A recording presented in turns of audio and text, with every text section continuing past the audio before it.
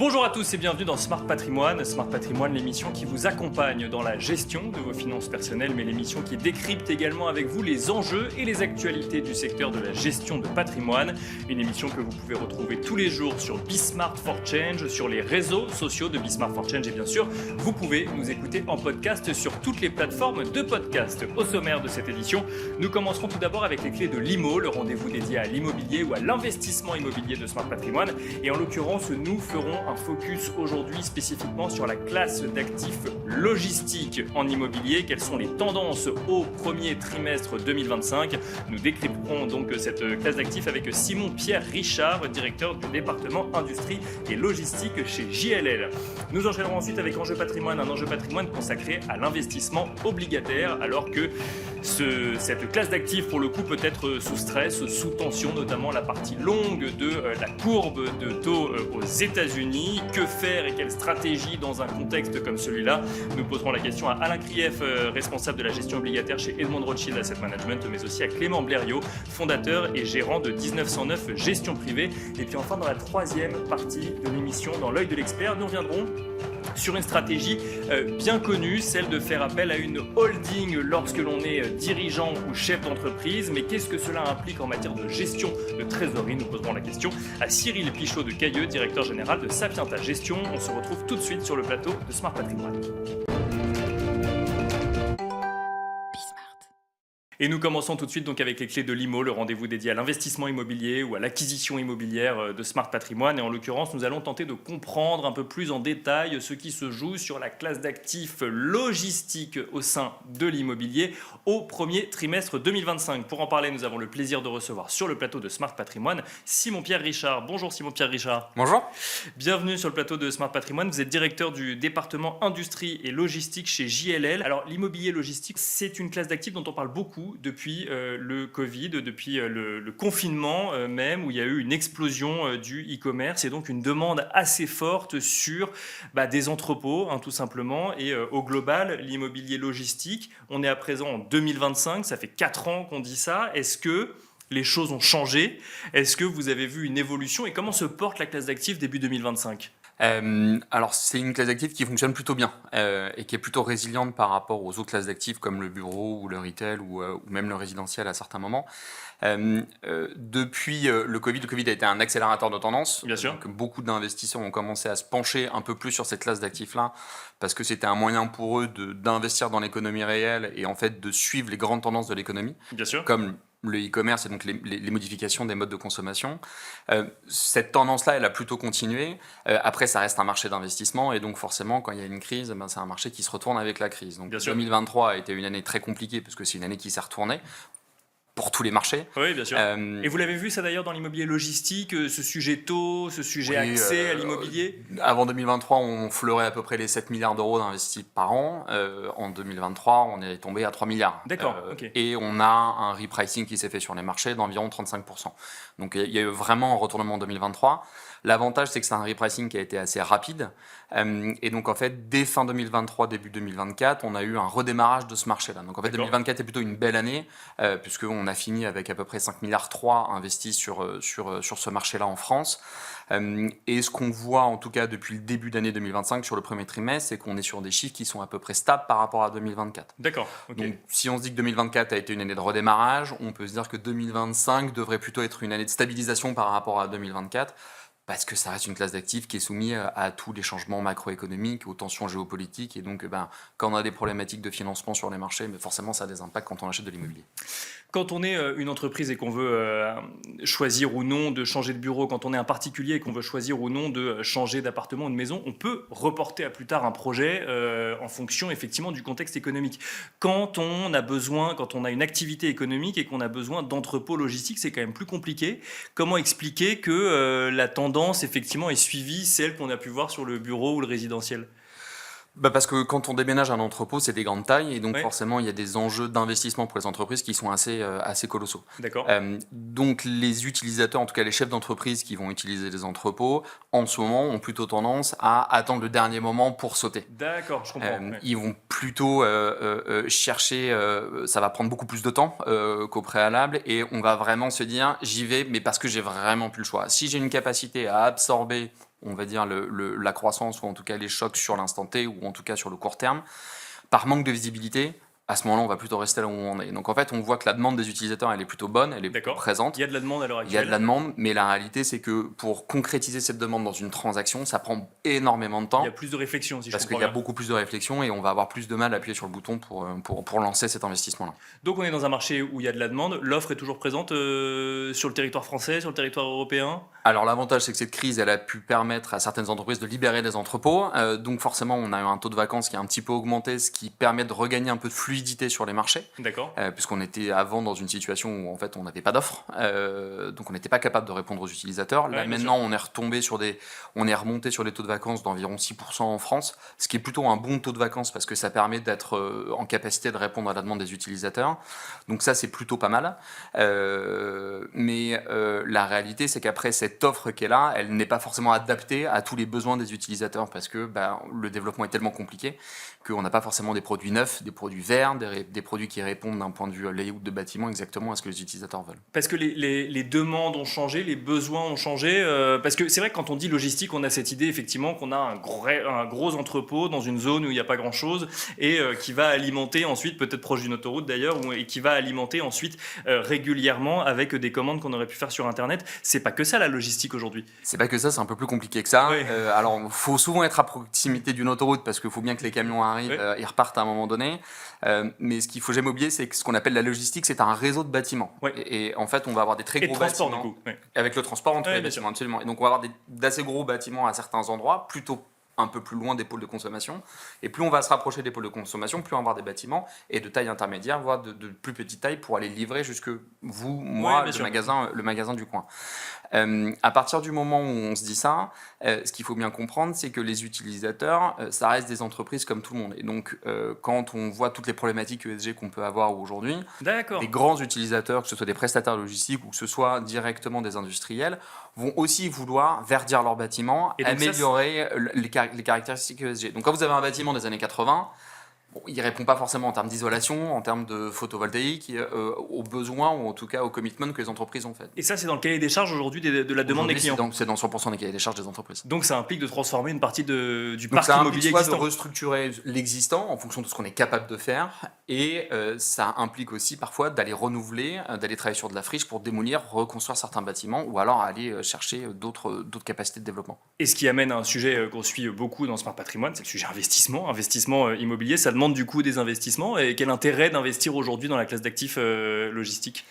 L'intérêt de ces classes d'actifs-là, c'est que ça permet d'investir une fois plus dans l'économie, qu'elle soit réelle ou qu'elle soit mondiale, parce que la supply chain, elle est mondiale, tout est intrinsèquement lié. Donc ça permet d'avoir une exposition, par exemple, à l'économie française, ou même un peu plus que ça, mais au-delà de ça, ça permet aussi de suivre ces grandes tendances. Les grandes tendances qui ont été accélérées par le Covid, elles sont toujours présentes aujourd'hui. Les modes de consommation continuent d'évoluer. On parlait beaucoup du e-commerce, mais même au sein du e-commerce, il y a d'autres modes de consommation, il y a d'autres transformations qu'il y a. Et, par exemple, le e-commerce, tout le monde a le B2C en tête, et aussi le e-commerce au niveau du B2B, ça implique des besoins d'infrastructures immobilières logistiques. Maintenant, par exemple, un truc tout bête, mais on voit pas mal de gens, en tout cas peut-être les plus jeunes sur les réseaux sociaux, qui vont directement acheter au travers des réseaux sociaux. Ça, d'un point de vue supply chain, c'est atroce à gérer. Et donc, ça emmène une autre manière de faire de la supply chain. Et qu'est-ce que ça change par rapport à si on avait commandé sur le site d'un... En fait, tout le chaînage de la commande pour arriver jusqu'à l'entrepôt et puis ensuite que ça arrive chez vous, parce que c'est quand vous commandez sur un TikTok ou sur Facebook, vous avez toujours envie d'avoir votre paquet 2 heures ou le lendemain chez vous. Oui, c'est ça. C'est la rapidité le problème. C'est l'instantanéité des réseaux sociaux va jusqu'à tout le chaînage de la commande jusqu'à être capable d'arriver chez vous. Et donc, en fait, ça va enchaîner des modification de ces fameux réseaux de bâtiments. Et donc, en fait, l'avantage de cette classe d'actifs-là, c'est que les bâtiments n'ont pas énormément évolué en termes de conception. On va plutôt travailler sur de la partie ESG, etc. Mais donc, la réalité, c'est que le produit, on le connaît, en fait. Et donc, c'est un produit plutôt de long terme qu'on comprend et sur lequel il y a des évolutions et il y a constamment un turnover qui soit locatif ou d'investissement. Donc, il y a suffisamment de place, en tout cas, pour investir sur ce marché-là. Donc, même aujourd'hui, la logistique continue d'évoluer avec les nouveaux modes de consommation. Il ne suffit pas de se dire, effectivement, on a compris qu'on commandait en ligne et donc la logistique est là. Ça ne s'arrête pas juste à ça. D'accord. Alors, dernière question, peut-être pour conclure. Qu'est-ce que vous attendez pour la suite de l'année ? Vous nous avez dit que vous attendiez à ce que 2025 soit une année de stabilisation, d'ailleurs peut-être aussi sur d'autres sujets et sur d'autres classes d'actifs. Est-ce que ça veut dire que vous attendez à ce qu'il n'y ait pas trop de sujets crédit, par exemple, pas trop de sujets financement? Et non, là, les banques sont plutôt là. On a la chance d'être sur une classe d'actifs qui est pas mal suivie par les banques, honnêtement. Les fonds de dette aussi sont présents pour financer les opérations, donc ça fonctionne plutôt bien. Après, il peut y avoir des impacts de pricing, mais ça, c'est autre chose. Les SCPI? Les SCPI sont présentes, alors de façon un peu plus sporadique sur cette classe d'actifs-là. Historiquement, elles ont plutôt été investies sur le bureau. Un certain nombre de SCPI ont une exposition logistique et industrielle. Il y a quelques SCPI qui sont dédiés, Activimo typiquement. Donc, à regarder, les SCPI sont quand même présentes. En ce moment, elles ont plutôt tendance à continuer à en faire, mais quand elles en font, elles vont plutôt aller ailleurs en Europe plutôt qu'investir en France, parce qu'elles vont considérer être en capacité de trouver les mêmes produits, mais avec un couple rendement-risque un peu plus intéressant ailleurs en Europe. La concurrence entre la logistique en France ou en Europe sera peut-être le sujet d'une autre émission. Merci beaucoup Simon-Pierre Richard de nous avoir accompagnés dans Smart Patrimoine. Je rappelle que vous êtes directeur du département industrie et logistique chez JLL. Merci beaucoup. Merci. Et quant à nous, on se retrouve tout de suite dans Enjeu Patrimoine. Il ne vous aura pas échappé les inquiétudes sur le marché obligataire aux États-Unis et notamment sur la partie longue des taux, de la courbe des taux aux États-Unis. Quelle stratégie donc avoir sur l'obligataire à l'heure actuelle? Voilà la question que nous allons poser à nos deux invités. Pour en parler, nous avons le plaisir d'accueillir tout d'abord sur le plateau de Smart Patrimoine Alain Krief. Bonjour Alain Krief. Bonjour Nicolas. Vous êtes responsable de la gestion obligataire chez Edmond Rothschild Asset Management. Vous allez nous expliquer ce qui se passe justement sur cette courbe des taux aux États-Unis de manière plus globale sur l'obligataire. Et nous avons le plaisir d'accueillir également Clément Blériot. Bonjour Clément Blériot. Bonjour Nicolas. Vous êtes fondateur et gérant de 1909 Gestion Privée. Vous conseillez vos clients justement sur les stratégies d'investissement. Vous allez nous expliquer comment vous comprenez cette situation et surtout si vous changez de manière d'allouer peut-être les actifs à l'heure actuelle. On va commencer avec vous, Alain Krief. Question volontairement assez large pour vraiment comprendre ce qui se passe sur ces marchés obligataires. On a l'impression que le stress des droits de douane a laissé place au stress de l'endettement aux États-Unis à l'heure actuelle, avec un stress sur le budget, sur les impôts, sur le financement globalement du fonctionnement de l'État américain. On est aujourd'hui sur la courbe longue des taux, avec un taux qui avoisinerait les 5%, qui fait peur à tout le monde. 5%, quand on parle d'investissement en actions, c'est pas tant que ça. Et là, d'un coup d'un seul, c'est un peu sauf qui peut sur l'obligataire. Expliquez-nous ce qui se passe, quels sont les drivers, et expliquez-nous vraiment pour que tout le monde puisse comprendre. Bonjour Nicolas. Donc oui, c'est vrai que je vais essayer de vous expliquer. Déjà, il faut retenir une chose très importante sur les taux. Aujourd'hui, on a beaucoup de volatilité par rapport à des incertitudes, mais il y a toujours ce débat qui reste aujourd'hui entre la croissance de l'économie et l'inflation qui vient heurter l'économie. Et ensuite, aux États-Unis surtout, même en Europe. Enfin, il y a toujours ce débat. Disons qu'en Europe, vous avez raison, il y a moins ce débat parce que l'inflation est maîtrisée et on n'a plus de soucis. D'ailleurs, jeudi prochain, la Banque Centrale Européenne devrait baisser ses taux tranquillement pour les ramener déjà à 2. Et on envisage aussi en décembre d'avoir une nouvelle coupe. Donc, maintenant, aux États-Unis, la donne est un peu différente, en effet. C'est pour ça que ces taux 30 ans, comme vous l'avez dit, avoisinent les 5%. C'est qu'on a une inflation qui n'est pas forcément maîtrisée. Et on a des anticipations d'inflation qui ne sont pas forcément maîtrisées. En fait, bien sûr, on ne connaît pas complètement ce qui va être mis en place, notamment au niveau des tarifs, par Donald Trump. Donc, c'est là où vient se mêler, en fait, le côté géopolitique, politique et économique. D'accord. Et ensuite... en fait, pour financer ce qu'appelle Donald Trump la Big Beautiful Bill, voilà, donc ce sont des grosses dépenses fiscales, donc qui va amener à plus d'émissions aux États-Unis, donc qui va peser sur la courbe d'intérêt aux États-Unis, notamment sur les émissions, même si ça pourrait être plus ou moins compensé. Alors que de l'autre côté, en Europe, en fait, si vous parlez des émissions obligataires d'État, en fait, on n'a pas trop de poids là-dessus, puisqu'en zone euro, en émissions nettes, on devrait être à peine au-dessus de l'année dernière. D'accord. Et surtout, ce qu'on dit en sensibilité, c'est-à-dire qu'en maturité, on est plutôt plus court. Donc en fait, on n'a pas trop de soucis sur les nouvelles émissions obligataires à attendre en Europe, mais bien aux États-Unis. Aux États-Unis, un État qui est endetté à l'heure actuelle aux alentours de 36 000 milliards de dollars en 2025, si je ne dis pas de bêtises, Alain Krief. Ça doit être ça. À peu près effet. ça, avec cette Big Beautiful Bill qui laisse entendre qu'effectivement il va falloir trouver de nouveaux modes de financement. On aurait pu envisager que les tarifs financent finalement ces projets. On en a moins la certitude à l'heure actuelle. Est-ce qu'on peut se dire qu'il y a eu un effet de balancement entre guillemets entre il y aurait eu d'un côté ces revenus qu'auraient pu générer les tarifs, puis il y a eu l'annonce, l'attente, on en est toujours là, et de l'autre, du coup, on se dit, oui, mais comme ça ne remet pas en cause finalement la Big Beautiful Bill, il va bien falloir trouver cet argent, et c'est là où il y a un sujet d'inquiétude sur la dette américaine. Voilà, exactement. Donc, c'est cette dépense, le côté fiscal, donc notamment de cette politique, en fait, laisse, j'allais dire, planer des incertitudes. Et le marché n'aime pas les incertitudes. Avant de passer la parole à Clément Biriot, une dernière question sur la demande en matière de dette américaine. On lit beaucoup. Je crois que je lisais il y a quelques jours un article qui disait que la Banque du Japon avait émis moins que prévu, que c'était une bonne nouvelle pour l'économie américaine parce que du coup, on allait encore peut-être acheter de la dette américaine. Est-ce qu'il y a un sujet de demande aujourd'hui sur la dette américaine ou on aime aussi un peu se faire peur sur les marchés ? Alors, on aime toujours se faire peur sur les marchés, ça c'est sûr. Après, c'est vrai que les dernières adjudications se sont un peu moins bien passées. Donc ça, c'est sûr. Donc voilà, ça laisse un peu de doute. Mais surtout, on est encore dans l'anticipation. Les mesures de Trump, elles sont à peine mises en place. On ne peut pas dire que ça a changé drastiquement l'économie. On voit l'économie américaine ralentir, mais on ne peut pas dire qu'il y a eu un retournement énorme aujourd'hui. Donc, on est encore dans l'anticipation. Et ça, c'est très important de le dire. C'est-à-dire qu'en fait, le marché s'attend à un fort ralentissement et peut-être voire une récession aux États-Unis si jamais les tarifs devenaient très excessifs, l'inflation monterait en flèche. Bien sûr. En effet, voilà. Donc ça, c'est le scénario, comme vous le dites. Du pire. Oui. Voilà, du pire.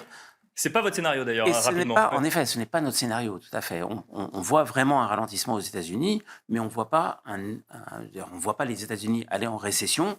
Et d'ailleurs, le marché le price plutôt à 40% aujourd'hui. Mais nous, on ne voit pas ça, en effet. On voit un ralentissement, mais pas une récession. C'est-à-dire qu'une baisse de 1 point et demi de croissance, ce n'est pas si grave.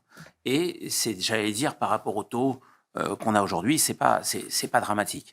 Clément Blériot, on regarde effectivement la courbe des taux aux États-Unis comme un indicateur un petit peu effectivement sur les marchés, mais il y a aussi une réalité quand on est investisseur français sur le sol français. Ça fait 2 ans qu'on ne parle que des opportunités de l'obligataire. Est-ce que ce qu'on entend sur les marchés depuis quelques jours, quelques semaines, change la donne selon vous ?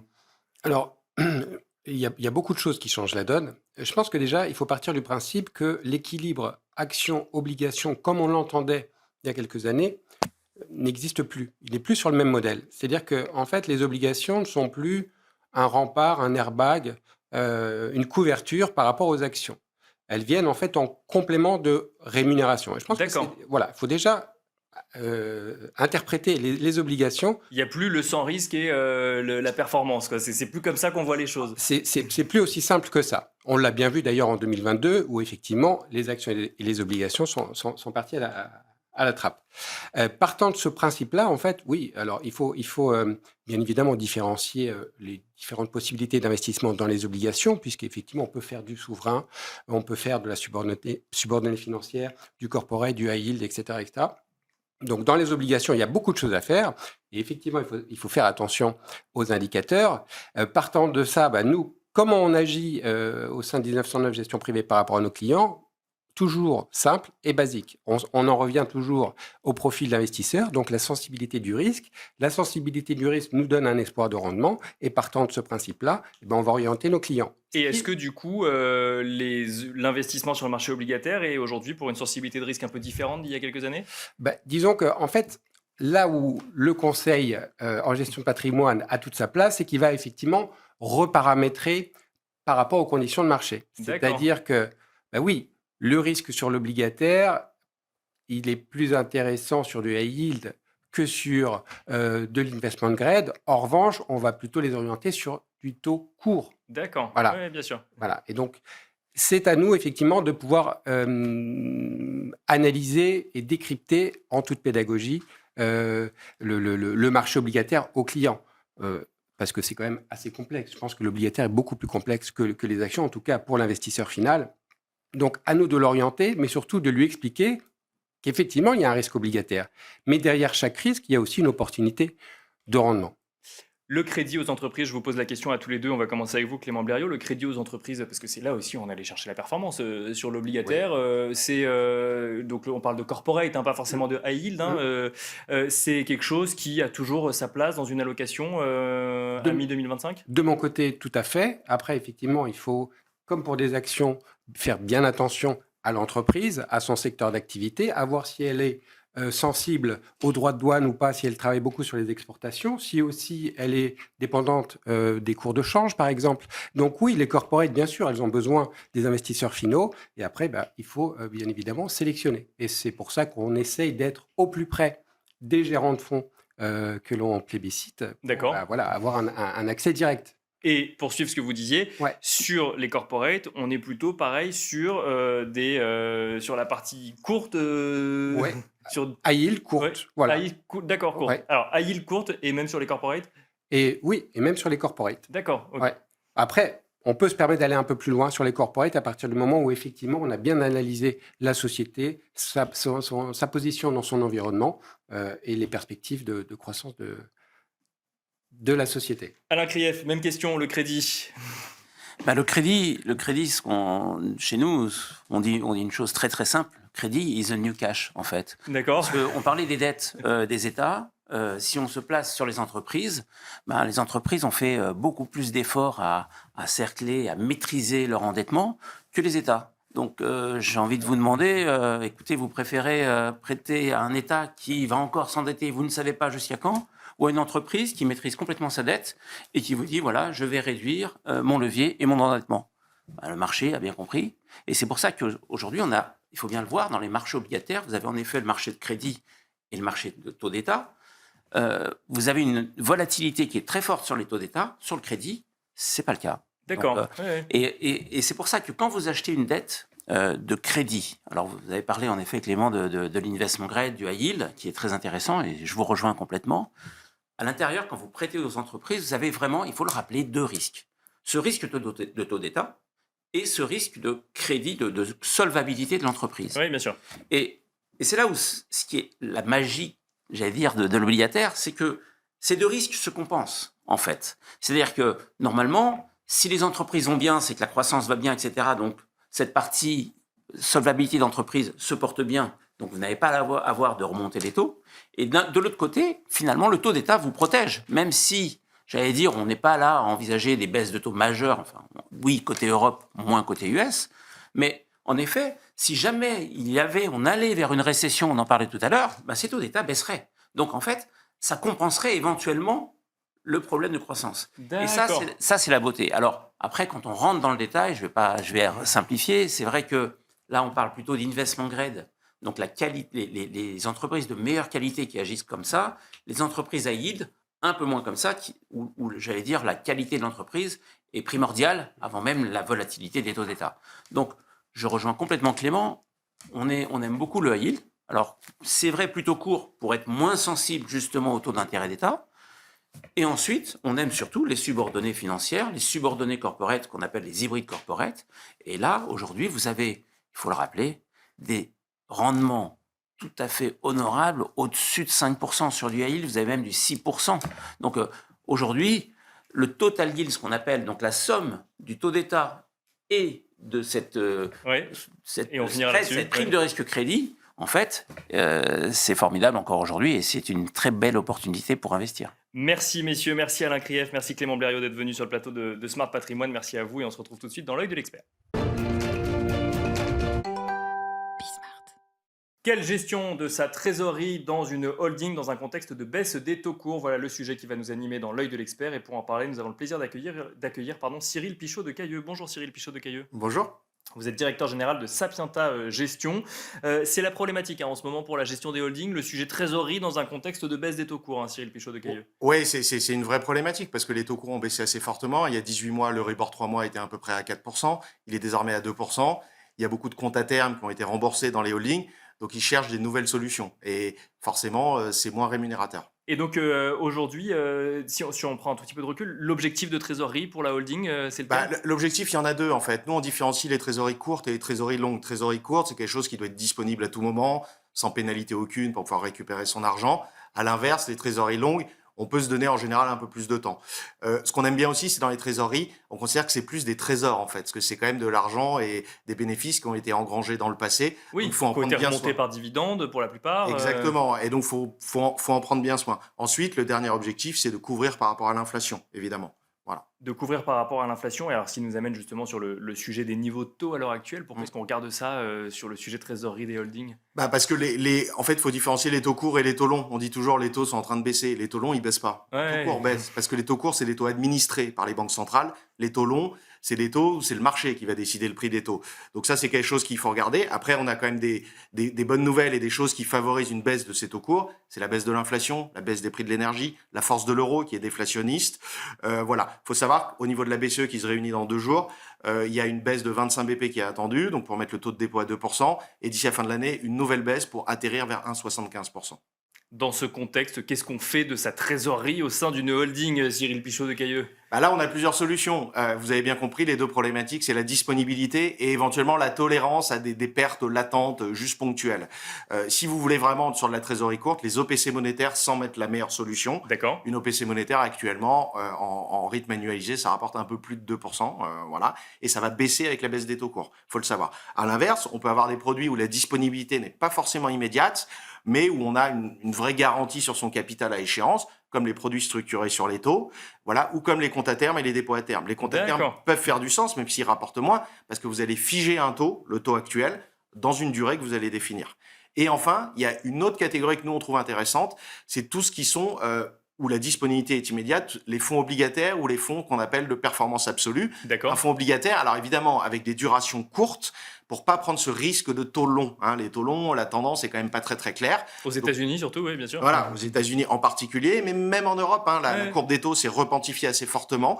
Voilà, donc acheter en fait des fonds obligataires qui ont une liquidité quotidienne, donc la disponibilité immédiate. Par contre, faut accepter potentiellement une petite baisse ponctuelle, bien évidemment, mais en échange d'un surplus de rémunération par rapport au taux de référence. Est-ce qu'il y a des grandes tendances en matière de proportion qu'on garderait liquide, proportion qu'on irait investir sur le plus long terme en matière de trésorerie, de holding, ou ça dépend vraiment de chacun? C'est vraiment du cas par cas. Ça dépend à quoi sert cette trésorerie. Ça dépend aussi du client, évidemment. C'est quand même lui qui doit donner un peu ce qu'il recherche. Donc c'est très très variable. Il n'y a pas de bonne réponse, je pense, à cette question. Merci beaucoup Cyril Pichot de Cailleux de nous avoir accompagnés dans Smart Patrimoine. Je rappelle que vous êtes directeur général de Sapienta Gestion. Merci beaucoup. Merci beaucoup. Et quant à nous, on se retrouve très vite sur Be Smart for Change.